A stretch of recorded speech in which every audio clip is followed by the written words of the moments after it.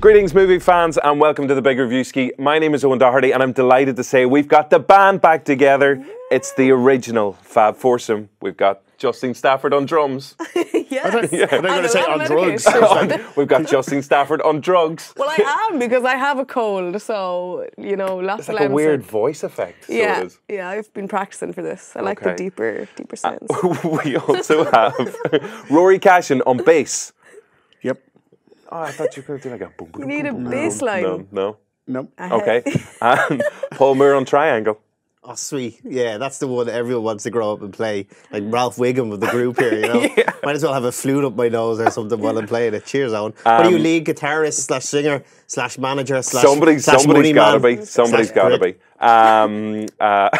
It wasn't very nice. You're in the band. Yeah. You're a roadie. You go set us up. So we need to put a disclaimer in at the start of the show because are you actually feeling okay? Are you going to collapse at any point during? It's touch and go. I'm going to keep you suspended as to who knows what's going to happen. It's a real cliffhanger. Can I move my seat over beside you guys? Can we make this one big long like romance sofa with the three seats? No, it's been 2 minutes in. You've already pissed us off. So you're staying on your side. Yeah. The band was back together for 2 minutes. Okay.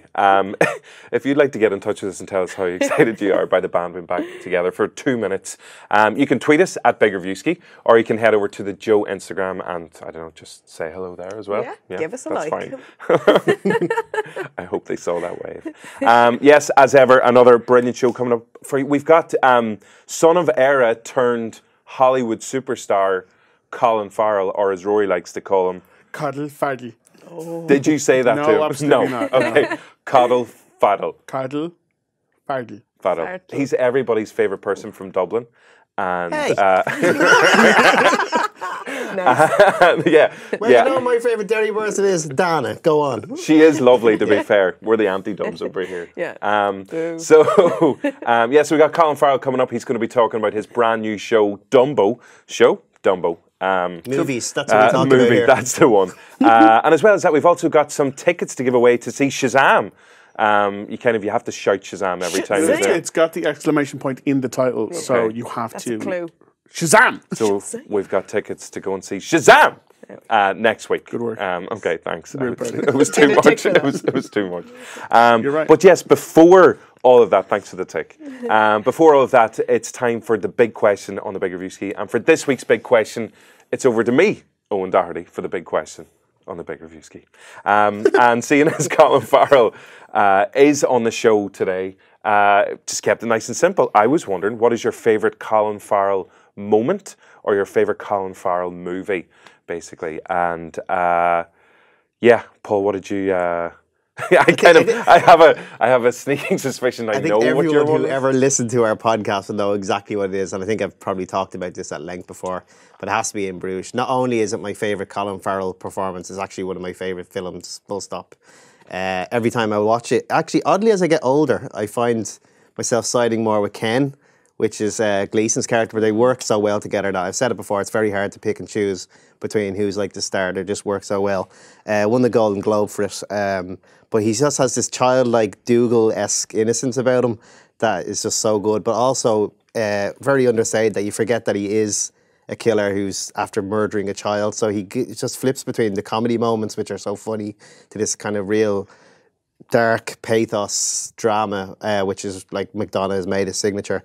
But in terms of performance, as I said, he just has this childlike wonder to him, and like the bit I'm going to show is probably has the least cursing in it, but it's just probably the best foot chase I can remember that I've seen in recent years. And I remember seeing it for the first time, laughed my ass off, and it's one of those films I can watch, and when I see a frame I have to watch it straight to the end. So this is Colin Farrell in Bruges.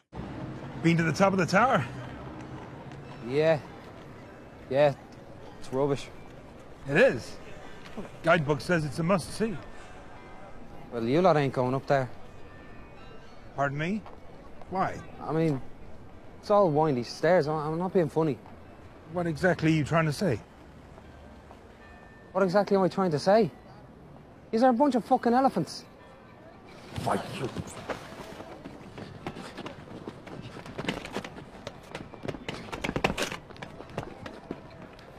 Come on, leave it, Fatty.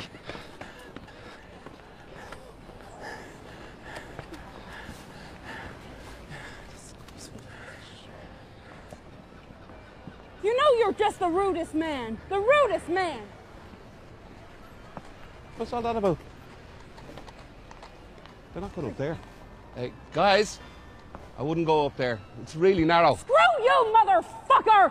Is that actually your favourite moment from the film as well? No, I think it's the restaurant scene, but there's far too many use of the C word in that scene for me.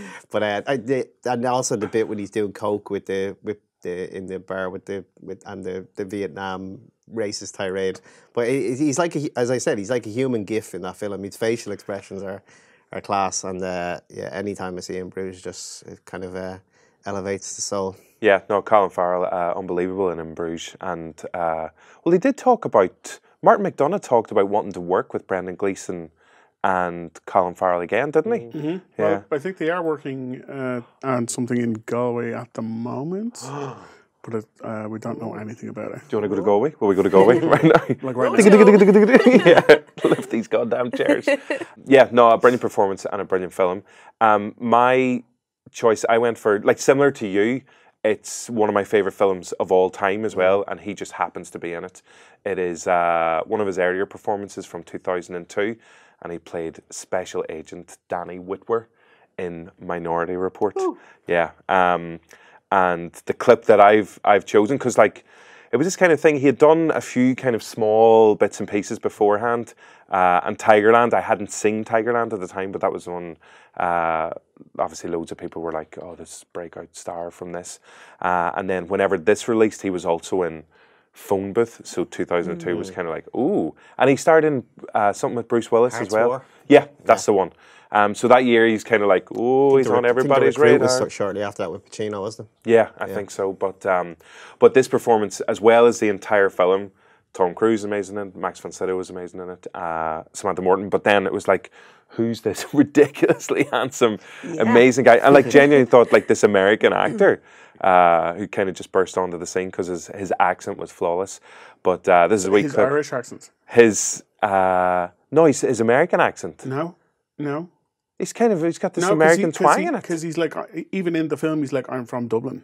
Does he say that in the film? I always thought he had an American twang in that. He's got an American twang in it. Mm-hmm. Okay. But anyway, American. This is, famous Irish American, everyone's favourite dub, Colin Farrell in Minority Report.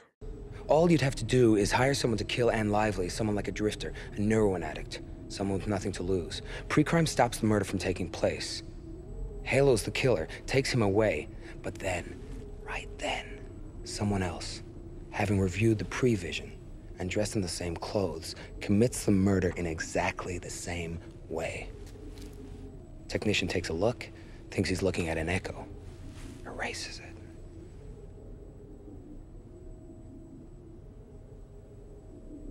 Of course, it would have to be someone with access to the pre-visions in the first place. Someone fairly high up. Do you know what I hear? Nothing. I guess I was wrong. Just going to put a little X there, Rory. Yeah, mark it down. We sang your own name. It's usually just tick after tick after tick for Rory. Just another classic Rory line. Yeah, no, a really, as you said, Paul, really creepy performance from Colin Farrell in that But he's film. got Nazi hair. You assume he's the bad guy. I know, that's the thing. You do. He's so dreamy. he's such a dreamy Nazi.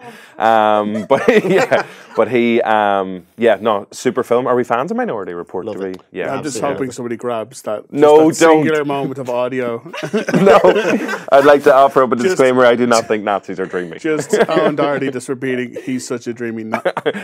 Oh, I nearly said it. No, you nearly did it. No, it's fine. But a super film. You like to send us your favourite Nazis. And a brilliant performance. Okay, Justine, what Colin Farrell moment did you go for? Yes, so I kind of emphasised on the moment aspect of this. So it's not a Colin Farrell film, and it doesn't really matter his accent, Rory, if he's American or Irish in this. It's actually very much on the Irish element. So this goes back to 2003, and it was for the film SWAT, okay?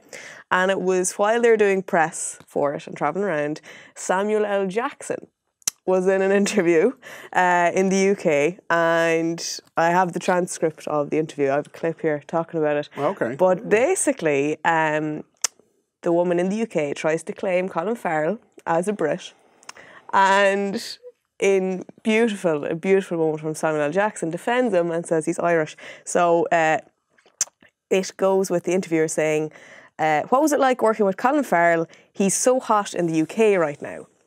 And Jackson said, he's pretty hot in the US too. And she said, yeah, but he is one of our own. Jackson then said, isn't he from Ireland? Correct. Accurate. Tick that one. That's for Sam Jackson. The interviewer responded, yes, but we can claim him because Ireland is beside us. It's the way geography and borders work. Yeah, so then Jackson, with this killer line, said, that's your problem right there. You British keep claiming people that don't belong to you. We had that problem in America too. It was called slavery. Come on, you black and tan. No, I can't say. Would you not That would terrify die? Oh, That if you were the lady interviewing, oh my I would God. like Sam Jackson bringing up slavery. You'd be like, you're like, this escalated quickly. oh no! Didn't you ask him when you caught up with Sam Jackson for Con? Oh, for Con, You asked him yeah, about that moment, and he's like, yeah. He actually was like, yeah. Yeah, no, because he obviously felt really strongly about it and was very clear in his, no, you're from there, he's from there, you can't just claim whoever you want. But yeah, so this is Sam Jackson. On the Late Late, just talking about that moment. That's why Sam Jackson is a Bows fan, because Farrell's dad played for Rovers, Shamrock Rovers, and when they're on the set of SWAT, Sam Jackson found it out, and that's why you see that famous picture of him holding the Bows flag, just to wind Colin Farrell That's up. amazing. Extra nugget of information there. There you go. Not about sport. It was. Did I wander onto the wrong show? Colin Farrell, just to briefly mention him again, because obviously we call him one of our own, but you know, when sometimes we get somebody who's a big star, others try to claim him, and I think that you stepped in there recently to defend. I didn't really know I'd said all that until I was reminded of it. Yeah. When this UK reporter tried to claim him, and I ended up saying, you know, people in the UK have a real problem with claiming people that aren't theirs. We just need Samuel L. Jackson handling all Brexit negotiations from now on then, because that would be money. Yeah, I've had enough to hear with these mother. Yeah, it would be incredible. Last but not least, Rory, what Colin Farrell movie moment or movie did you go for? Well, that's a tough one to follow. It's quite tough. No, I went with his scene in The Lobster. I actually couldn't find footage of my actual favourite moment from The Lobster, where he kicks the girl in the shin. Oh yeah. But I think it comes not too long after this scene where he meets that creepy, emotionless sociopath lady and starts talking to her for the first time, and he decides the best time to talk to her is right after another lady has thrown herself out the window. That's right. And initially he's like, I hope she dies soon. But then it's no, I hope she suffers for a while. That's what she gets for like throwing herself out the window. So it's a very, very dark. It's a very Rory Cashin line. So it is. Yeah. But the entire time you said Dougal earlier. The entire time he's talking, he sounds like Father Dougal Maguire in that whole movie. He sounds like him. To me, and it's the first time he worked with Yorgos Lanthimos. I was going to say, did you pick a clip, a friend of the show and friend of Rory's pronunciation? I was going to say, the only reason, I'm glad you brought up The Lobster, so I can say, yeah, exactly. Go for it, whisper it in there again. Yorgos Lanthimos. It's beautiful. One big tick for that. It's like having chocolate drip on you. Yeah. This is Colin Farrell in The Lobster. What happened? She jumped from the window of room 180. There's blood and biscuits everywhere. I hope she dies right away. On second thoughts, I hope she suffers quite a bit before she dies. I just hope her pathetic screams can't be heard from my room. Because I was thinking about having a lie down, and I need peace and quiet. I was playing golf and I'm quite tired. The last thing I need is some woman dying slowly and loudly. I can't hear you with all this screaming. We'll talk some other time when it's quieter. So 4 cracking Colin Farrell moments there as well. It's safe to say everybody's a Farrell fan. Oh, 100%. Yeah. I'm Farrell for Farrell. Farrell for Farrell. Your mammy, actually, what did she call him? Colin Farrell. Colin Farrell, yeah. And she thinks he and Will may be related. Ah, fair point. Well, okay. Best eyebrows good company. in the game. Who Colin Farrell does? Yeah, best eyebrows. I think he's got great hair. super Nazi hair, up hair. Whatever way he's wearing that hair. He's also talented, but the hair helps. The hair definitely does help. If you'd like to check out Colin Farrell's hair, what type is he going to have for our big interview today for Dumbo? Stay tuned, that's coming up later, especially all you listeners who won't get a chance to see it at all. But if you describe it beforehand. We'll describe the hair, that's what we'll do. And you can check out the This bit's a Nazi, this bit is up, this bit is down. But before that, each week we always take a look at some of the big trailers that have been released this week. And Justine, it's over to you for the big trailer. Okay, this is one I am super excited about. The movie I've gone for is Booksmart. Yeah. So it is out on 24th of May in Ireland, and I'm counting down the days because it just looks like one of the funniest comedies in a long time. It's about two girls. It's their last day of high school before their graduation, and they've kind of realised that they spent most of their years there just being nerds. And they now feel like they have one night to try and make up for 4 years of being nerds, and they just want to go wild. So I can relate big time to that. So it's starring Caitlin Dever, who I remember because I saw her in Short Term 12. You know, you saw the film with Brie Larson? Yes, I did. Yeah. My wife's in it. Of course. And also then Beanie Feldstein, who was in Lady Bird. Yes, as Saoirse Ronan's best friend. And she's also Jonah Hill's sister. I only found this out whenever you sent on the trailer, and I was looking, I was like, she looks... Well, firstly, the film kind of reminds you of Superbad. Anyway, it's like two guys, two girls, kind of about to head off to college, and they want to have one big, amazing night out. I was kind of looking at the two of them, it's like, so she'd be Michael Cera, and she... is Jonah Hill. So they're actually brother and sister. This blew my mind. Yeah, it's blew my mind. Yes. So while we're all like trying to come to terms with that, this is Booksmart. We have to go to a party tonight. What? Nobody knows that we are fun. We didn't party because we wanted to focus on school and get into good colleges. And it worked. But the irresponsible people who partied also got into those colleges. I'm incredible at hand jobs, but I also got a 1560 on the SATs. We haven't done anything. We haven't broken any rules. Name one person whose life was so much better because they broke a couple of rules. Picasso. He broke art rules. Rosa Parks. Name another Susan B. Anthony. God damn it. Picture this. I'm a bag of dicks. Put me to your lips. Hand sanitizer. Check. Chapstick. Check. Mace. Listen, it is very important that you keep the safety. Oh! The safety on! Don't touch your eyes!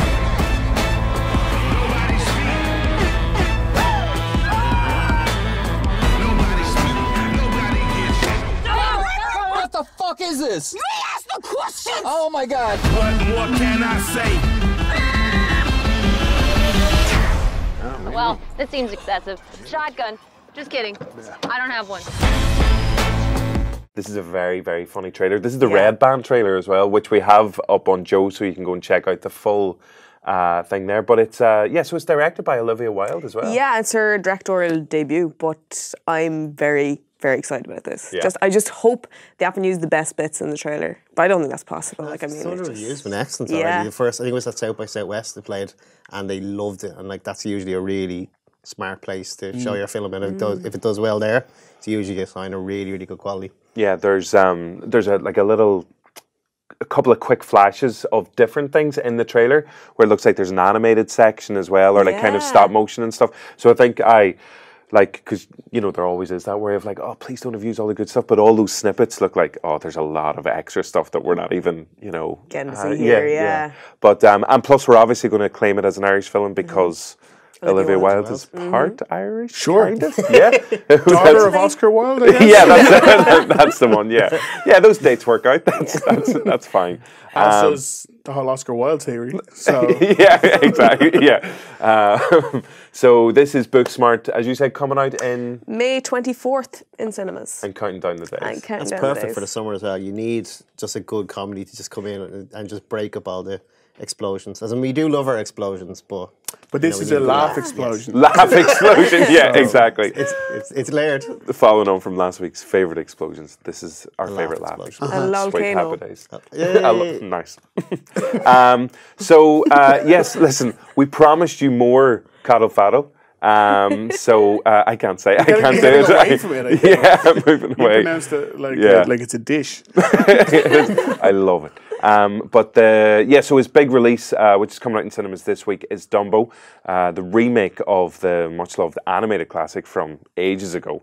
1941. 1941, holy moly. So it's... It must have been one of Disney's first. Yeah, it would have been. Fantasia was first, wasn't it?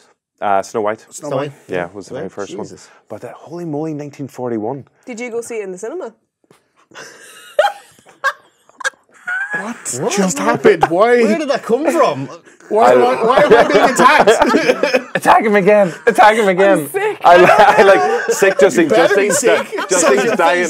Justine's dying. She's like, I don't care what I say anymore. It's Rory, literally your deathbed joke. Your dying words are like, do you know what, Justine? Age are you, Rory? Do you know what, Justine? You get one of them. And you've used yours. I didn't know what he's putting on the card for that one. I do not know. This is a skull. Yeah, Justine and Rory are going to murder each other here. So you when take a little. Back from this trailer, there'll be three of us. Yeah, you take a little. But who will it be? Take a little look at Dumbo.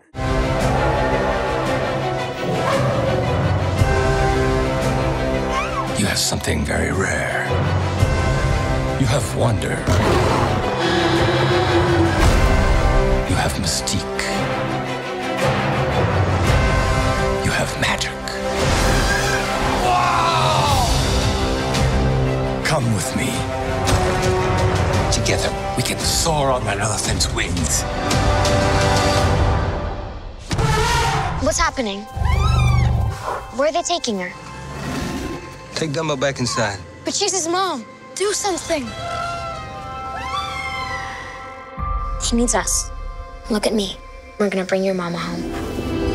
So one of the main worries about going to see Dumbo was that you would be an emotional wreck. I've been very vocal about it. Yeah, that's true. Just preparing everybody for your cry, flood. right? I'm ready to cry. Is everybody ready for my tears? I think you're actually going to cry after Justine's comment there as well.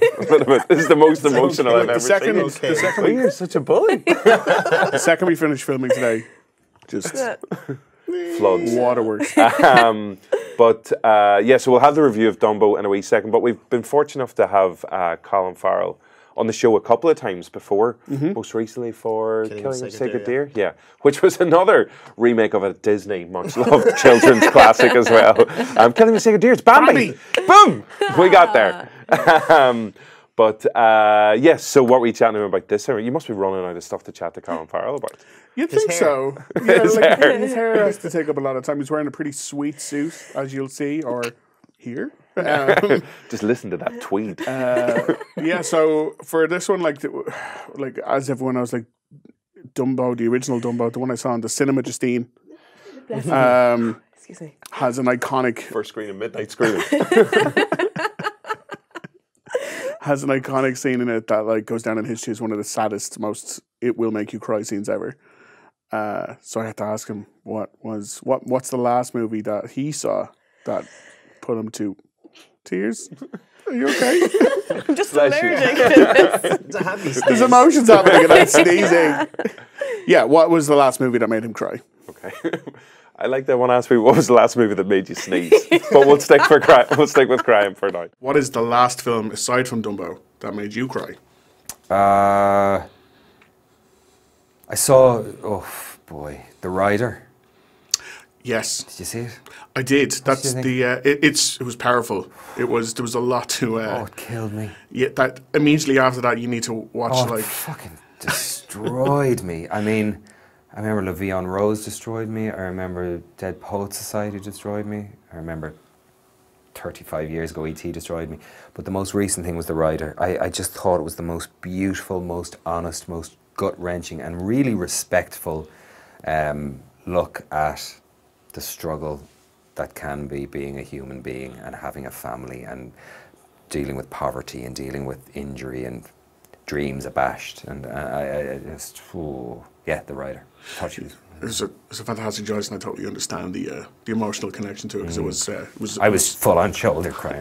Oh right! At the end of it, don't look at me. No, full on ugly shoulder crying. Yeah.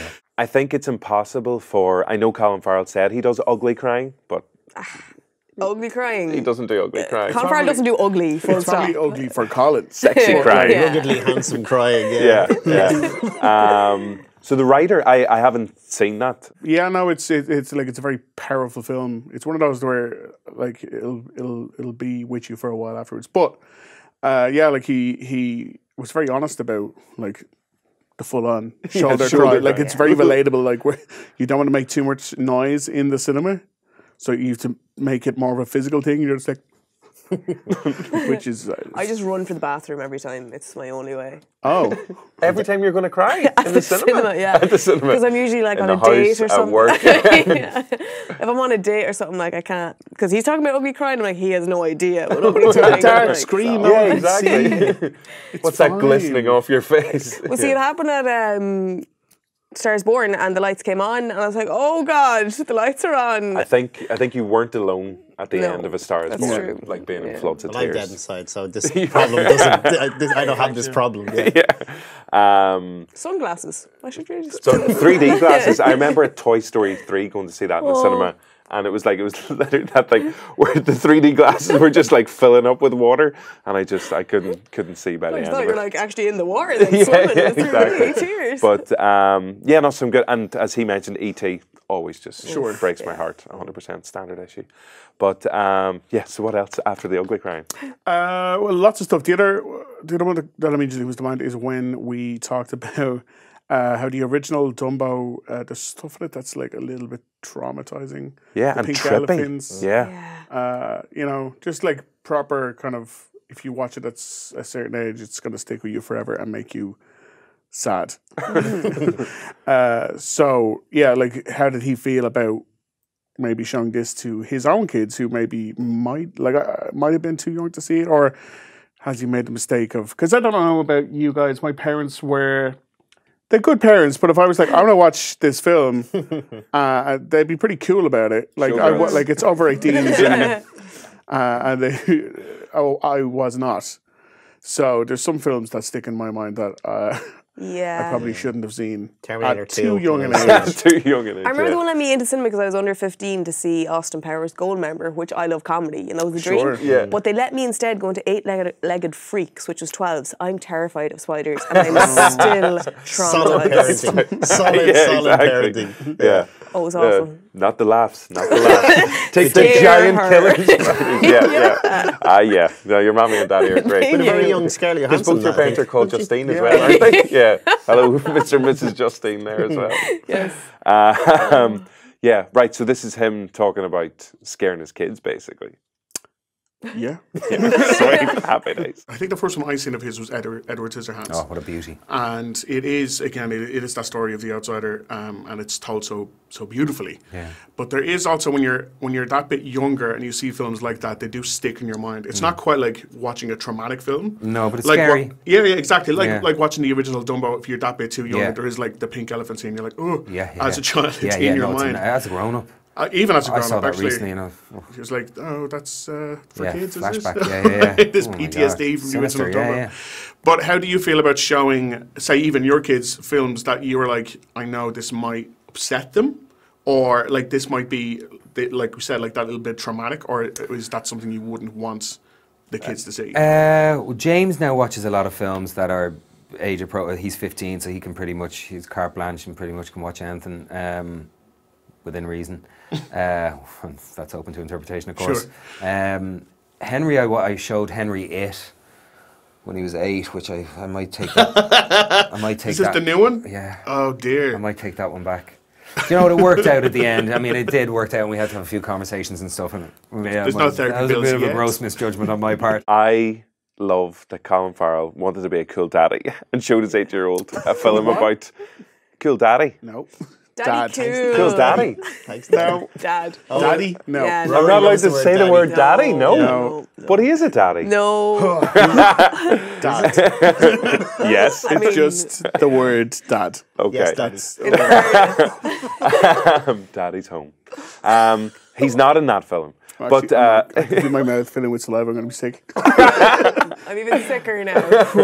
Sorry about that. But anyway, yeah, I love that he showed his 8-year-old son a film about a clown. Bleeding year. Clown that kills children. See, like, we've had this conversation a number of times. Kids deserve and need to be traumatized because when we were younger, we saw the stuff that we saw, like The Never-Ending Story. That's or the one. Flight That's the one. Navigator. There's always Yeah. stuff in it where you're like, oh.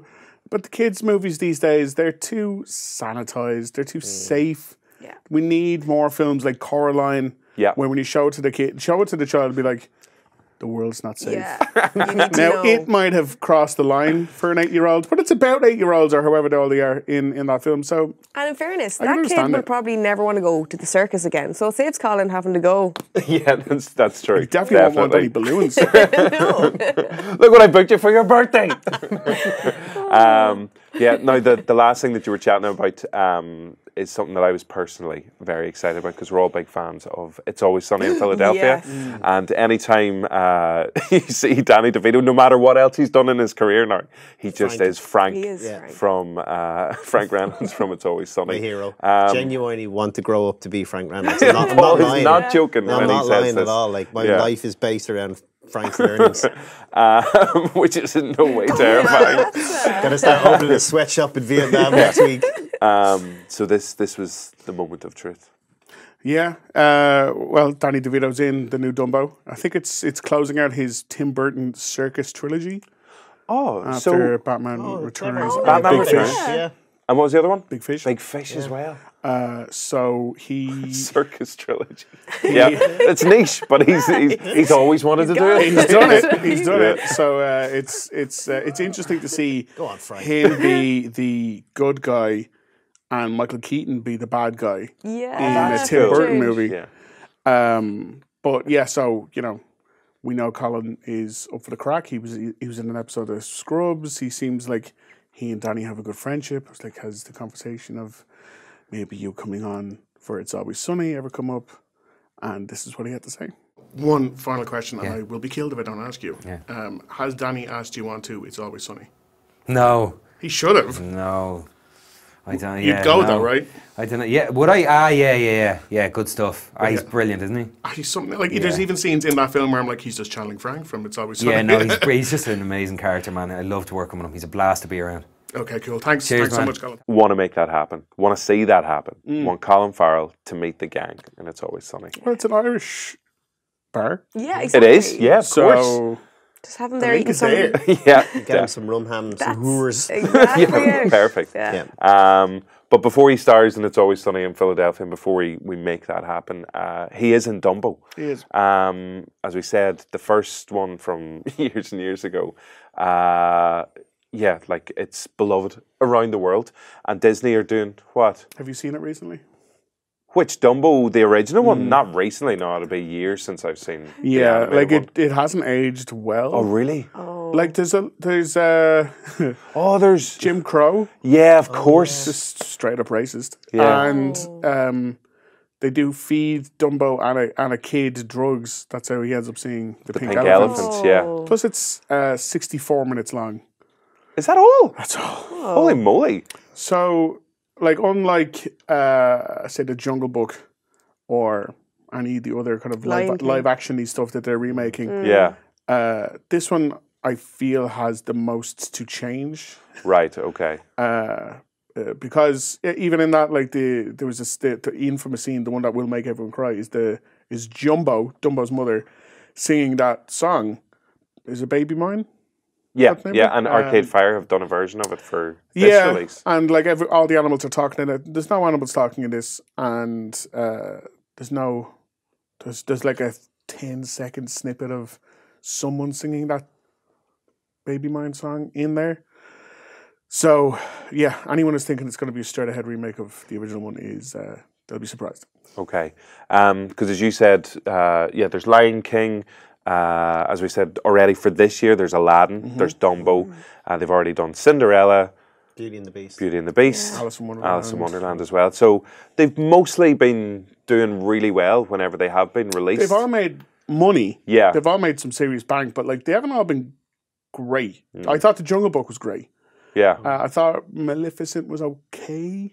Cinderella was okay. I enjoyed Beauty and the Beast more than I thought I would. Yeah. I did as well. And Jungle Book, I wasn't overly fussed first time around. And then kind of, I watched it again and I was like, yeah, do you know what? This is actually brilliantly done. And in spite of it, I'm like, as much as I love the original Lion King as well, each time I see the trailer for the new live, I'm like, oh, I'm getting very excited about this. But what about Dumbo then? Because if they are changing so much of it, like, does it feel like the older one, or is it does it work in the newer version? Like for the first half hour, I was really I wasn't feeling it at all. It was boring. It was very overly saccharine.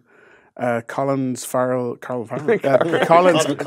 his accent goes for a walk in every sentence. Like, he's meant to be from the southern states of America, and he starts in Ireland and goes to Alabama, and by the end of the sentence, he's back in Ireland again. I'm a dub. He's like, I'm here with me kids, and I guess with those horses over there, you're like, whoa, Colin. Easy. Yeah, like the stuff at the start it's not great, and I don't think it's in Tim Burton's wheelhouse to do something this just kind of sweet and straightforward. It's only when Michael Keaton's character arrives, who's just more or less a proto Walt Disney.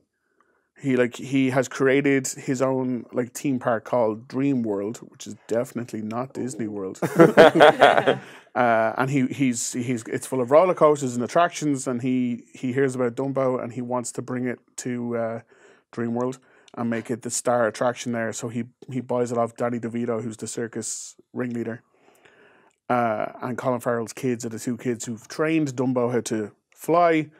And it's only when all the pieces kind of are on the board that it gets a bit better. It gets a bit more Burton-y. His version of Dream World essentially just looks like Gotham City or Batman Returns.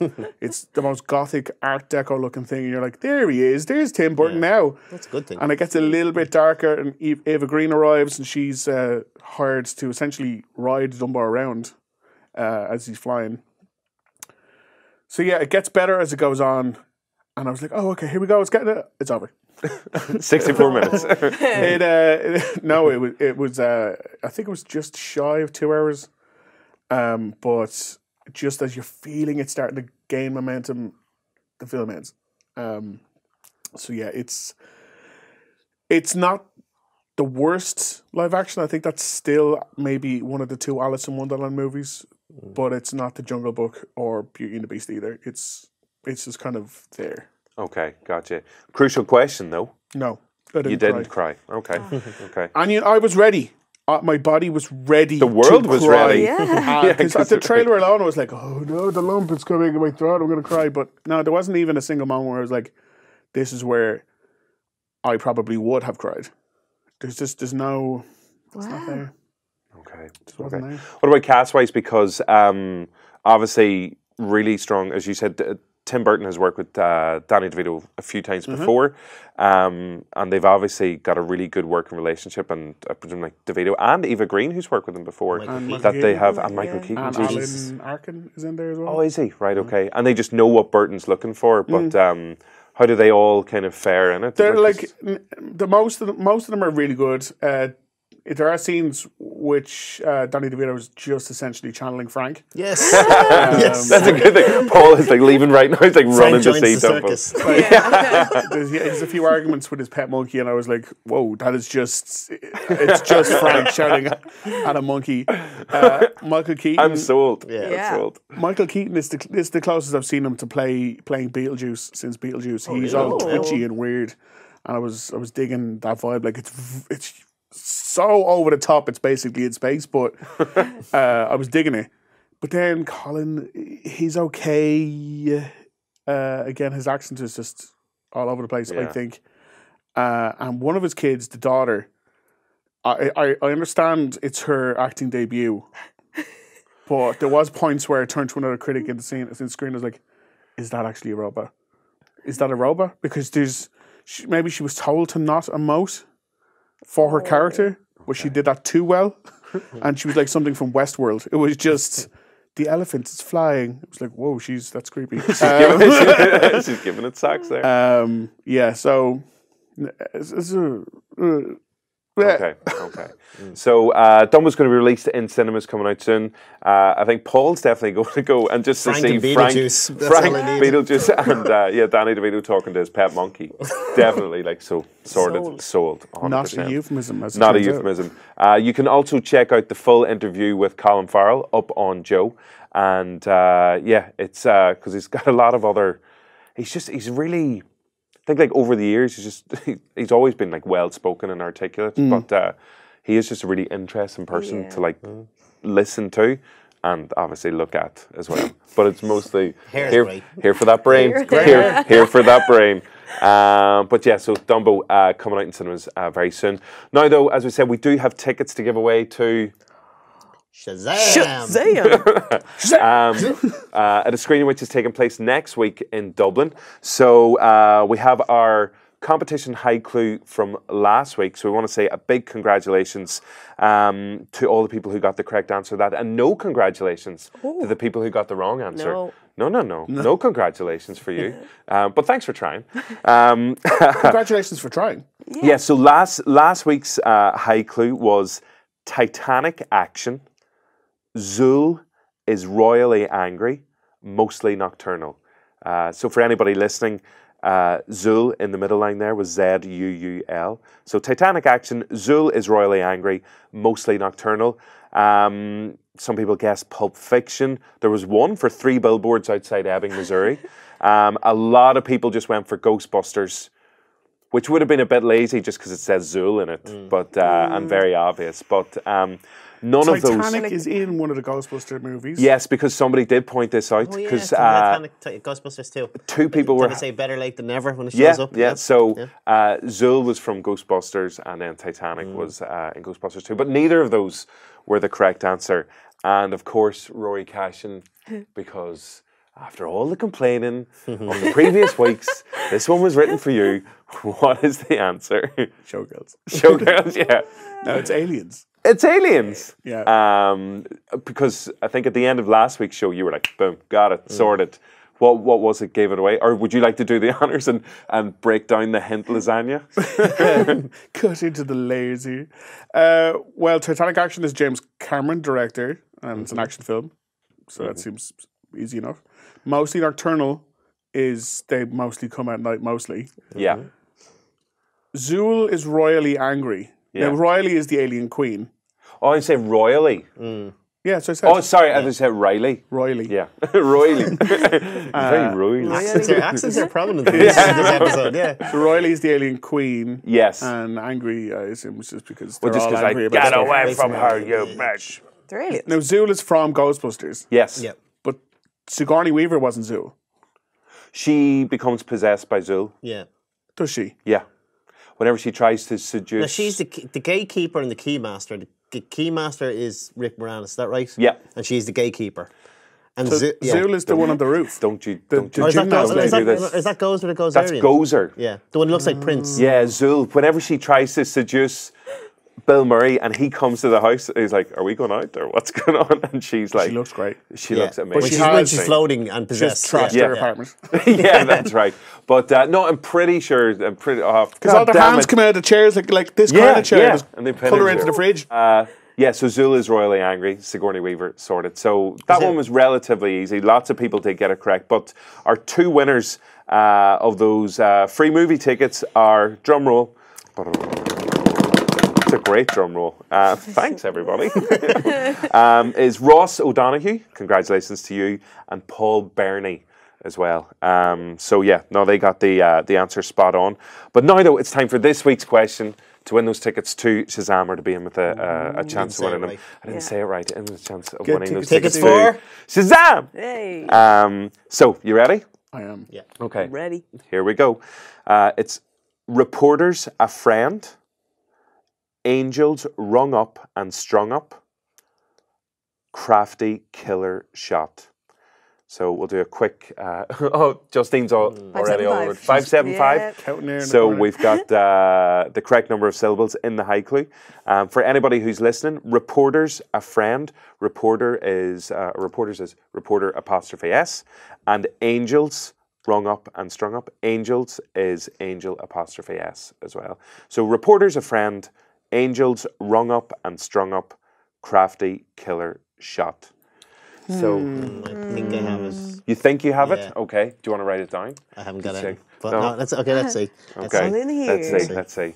Okay. What do you think? Okay. It's all very tense here in studio now as Paul takes the pen takes the paper and shows it over. And Paul's got it right. You don't win those tickets. It's just the letter X. But yeah, so we're going to stick that up on the Big Reviewski Twitter, and we're going to stick it up on Joe Instagram as well. And yeah, so best of luck entering that competition. To win tickets too. Shazam! There you go. What else now? Oh yes, coming up in the show next week, we have the stars of Shazam Mr. itself. Shazam. Mr. Shazam himself, Zachary Levi. Who in the comic books, his name is Captain Marvel. Really? Yeah. What? Oh. Like another name for him? That's his. No, his name is Captain Marvel. Shazam is just the word he says to change, but he DC don't have the right to the name. Yeah. Captain Marvel, so it just never comes up in Hold the film. on. So first, issues. Bernie Fieldstein is Jonah Hill's sister. Yeah. Is it Bernie? We're gonna Beanie. We're gonna need the Charlie Day meme of like yeah, putting it all together. And Shazam's name is actually Captain Marvel. Yeah. Insane. But yes, we're going to have the star of the show. Zachary next week, and also Mark Strong, who's the big bald bad guy Great in villain. the film as well. Great villain. Always, a brilliant bad guy. Lovely man though. Yeah, so nice, so friendly, which fits in perfectly with the theory you were saying before, Rory, that Anthony Hopkins said. It's like just all the best villains are really lovely people. Yeah, it's and so I guess the opposite's true too. Ooh. Like whoever seems really nice all the time. My husband, The Rock.